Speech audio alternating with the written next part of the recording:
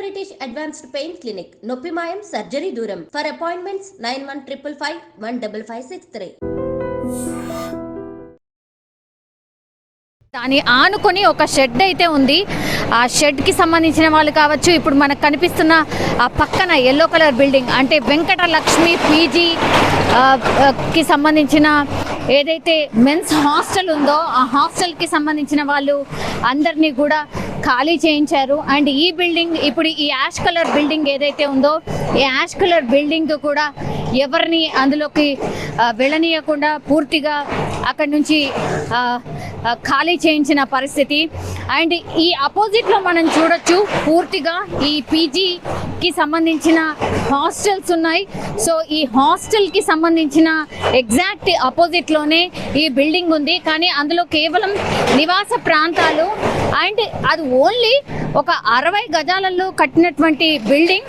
But అందులో 2 portions కట్టారు. ఆ పైన రేకుల షెడ్ ఏదైతే ఉందో ఆ షెడ్ మనకు కనిపిస్తున్న షెడ్ ఏదైతే ఉందో అది ఆ పెంట్ హౌస్ అంటే పూర్తిగా 60 గజాలలో వాళ్ళు కట్టుకోవాల్సిన దానికంటే మించి కట్టడమే కాకుండా మళ్ళీ పైన పెంట్ హౌస్ కూడా. సో టోటల్లీ కమర్షియల్ వైజ్గా ఓనర్ ఆలోచించడం ఆ బిల్డింగ్ కట్టడం పూర్తిగా అందులో రెంట్కు ఉన్నటువంటి వాళ్ళు వాళ్ళ వస్తువులతో సహా బయటకు వచ్చేసారు. నిన్న రాత్రి నుంచి బిక్కుబిక్కుమంటూ రోడ్ల మీద గడిపినటువంటి సిచ్యువేషన్ అయితే కనిపించింది. అత్యంత దారుణమైన పరిస్థితిలో ఎవరైతే ఆ బిల్డింగ్లో నివాసం ఉన్నారో ఆ నివాసం ఉన్నటువంటి వాళ్ళు మాత్రం మా వస్తువులతో సహా మేము అన్నీ కోల్పోయాం, మేము కిరాయికి వచ్చినటువంటి వాళ్ళం, కిరాయి అవన్నీ కూడా మేము సక్రమంగానే కట్టాం. బట్ చూడండి మా పరిస్థితి. అసలు ఓనర్స్ ఎవరైతే ఉన్నారో కనీసం రెస్పాండ్ కావట్లేదు. మా వస్తువులు పైనే ఉండిపోయాయి. కరెక్టే ఆ బిల్డింగ్ ఒరిగిపోయింది, ఎనీ టైం కూలిపోవచ్చు అని అంటున్నారు. కానీ మాకు భరోసా ఇచ్చేవాళ్ళు ఎవరు? మరి మేమేమైపోవాలి? ఆ ఓనర్ ఏమైనా భరోసా ఇస్తారా? లేకపోతే కూల్చివేస్తున్నటువంటి అధికారులు ఏమైనా చెప్తారా? మమ్మల్ని కొంచెం పట్టించుకోండి అన్నటువంటి రిక్వెస్ట్ చేస్తూ ఉన్నారు. చిన్న చిన్న ఉద్యోగాలు చేసి బతుకునే వాళ్ళు కొంతమంది అయితే కష్టపడి అందులో కొంతమందికి అమ్మేశాడు ఆ ఓనర్. సో రెంటుకి ఉన్న వాళ్ళు కావచ్చు లేదంటే ఓనర్స్ కావచ్చు ఇద్దరు కూడా బాధితులుగా మారిపోయిన పరిస్థితి అయితే కనిపిస్తోంది. పూర్తిగా మనం చూడొచ్చు డెమాలిషన్ ఎలా జరుగుతుంది. ఇది హైడ్రాకు సంబంధించిన కూల్చివేతలు చేసేటటువంటి డిమాలిషింగ్కి సంబంధించిన బాహుబలికి సంబంధించిన అతిపెద్ద మిషన్. సో మనం చూడొచ్చు ఎలా అంటే చాలా చాకచక్యంగా అక్కడ ఓన్లీ ఆ ప్లేస్లో మాత్రమే ఆ బిల్డింగ్కి సంబంధించిన ఏవైతే బిల్డింగ్కి సంబంధించిన మెటీరియల్ కూల్చివేతకు సంబంధించిన ఆ మెటీరియల్ వేస్ట్ మెటీరియల్ ఏదైతే ఉంటుందో కంప్లీట్లీ అక్కడే పడేలాగా విత్ ఎక్స్పీరియన్స్డ్ వాళ్ళు చేసేటటువంటి వాళ్ళనే ఆ మెషిన్ని తీసుకొచ్చి కూల్చివేతలు అయితే జరుగుతున్న సిచ్యువేషన్ అయితే కనిపిస్తుంది. కానీ ఎవరైతే ఆ బిల్డింగ్లో ఎవరైతే ఉన్నారో వాళ్ళు మాత్రం లబోదిబం ఉంటున్నారు. మనం చూడొచ్చు పూర్తిగా వాళ్ళ వస్తువులు అన్నీ కూడా ఎలా వేలాడుతున్నాయి అంటే వాళ్ళ బట్టలు కావచ్చు, బ్యాగ్స్ కావచ్చు, అవన్నీ ఎక్కడికక్కడే వదిలేసి టోటల్గా నిన్న రాత్రి బిల్డింగ్ ఎప్పుడైతే ఒరిగిపోయిందో ఒక సైడ్కి పరుగులు తీశారు. ఎందుకంటే పెద్ద పెద్ద శబ్దాలు వచ్చాయి, ఏదో జరుగుతోంది అన్నటువంటి దాంతోనే పూర్తిగా వాళ్ళకి ఒక అనుమానం వచ్చి బయటకి పరుగులు తీసిన పరిస్థితి అయితే కనిపించింది.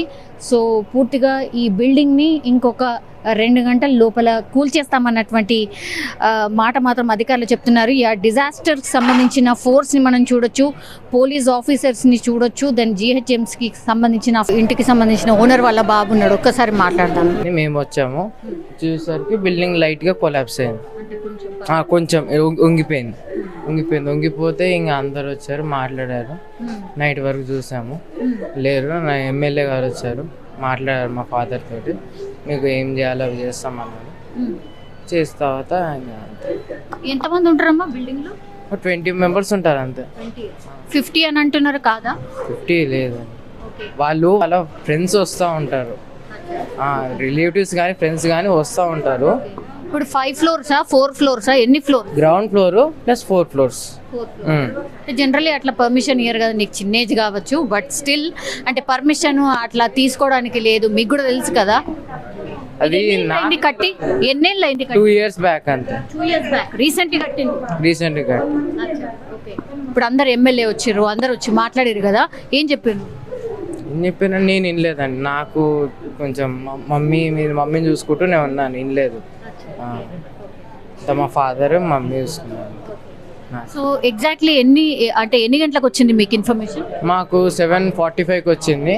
మేము 7:50 to 7:55 కల్లా బయలుదేరాం. ఒక 8:15 లోపు రీచ్ అయిపోయాం.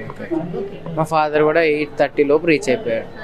వెంటనే రాగానే ఏం చేశారు? వెంటనే రాగానే చూసాము, ఎల్లో చేయలేరు, మేమే ఓనర్స్ అని చెప్తే అక్కడ వరకు అంటే సగం దూరం వరకు వెళ్ళాము. బిల్డింగ్ చూసి కొంచెం బాధ అయింది. తర్వాత బ్యాక్ వచ్చేసి అందరితో మాట్లాడాము. ప్రెస్ వాళ్ళు వచ్చారు. అందరినీ వెంటనే ఇమీడియట్గా ఖాళీ చేయించాం. కొంతమంది వాళ్ళే కొంచెం ఫస్ట్ భయపడిపోయి త్వరగా వచ్చేసారు బయటికి, ఎక్కడ వస్తువులు వదిలేసి. అంటే జనరల్లీ పైన చాలా వస్తువులు ఉంటాయి కదమ్మా, అవన్నీ కిందికి తీసుకొచ్చారా ఎవరైనా? అదే తెలియదండి, ఎవరు తీసుకొచ్చారా అంటే తీసుకురాలే, ఎలో చేయనీయలేదు. ఎందుకంటే 2 days అవుతుంది కదా, 2 days అవుతుంది. అది ఇప్పుడు కొంచెం వెయిట్ ఇన్బ్యాలెన్స్ అయినా కొలాప్స్ అయిపోతుందని చెప్పి ప్రాణం కంటే ఏది ముఖ్యంగా అని చెప్పి చేసేసారు. ఏ వస్తువు ఏం తీసుకోకుండా మొత్తం కిందికి వచ్చేసారు. అవునా? మీ అందులో రెంటర్స్ ఎవరు, ఎక్కడ ప్రాంతం వాళ్ళు?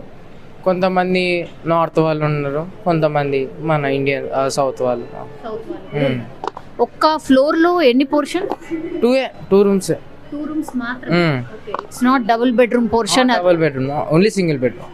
Single bedroom portion. Single bedroom, sorry, single room only. Single room with bathroom. అంతే. ఫ్లోర్ కి 2 rooms మాత్రమే. 2 rooms మాత్రమే. అది 1 BHK 2 BHK ఏం కాదు, డూప్లెక్స్ కూడా కాదు, జస్ట్ సింగిల్ రూమ్ అంతే. సో మీ ఫాదర్ ఏంటి, మదర్ ఏంటి? అంటే నాకు అర్థం. అంటే ఫాదర్ ఏం చేస్తారు? మా ఫాదర్ ఆక్యుపేషన్ కార్ డ్రైవర్, మా మమ్మీ హౌస్ వైఫ్. మీరు ఎంతమంది అమ్మా? నేను మా తమ్ముడు. సో మొత్తం మీద అది ఓనర్ అయితే పూర్తిగా ఏడుస్తున్నటువంటి సిచ్యువేషన్. తనైతే ఇక్కడ ఉండరు, మణికొండలో ఉంటారు, బట్ ఇక్కడ వాళ్ళు అంటే ప్రాపర్టీ వైజ్గా కట్టుకున్నారు అంతే.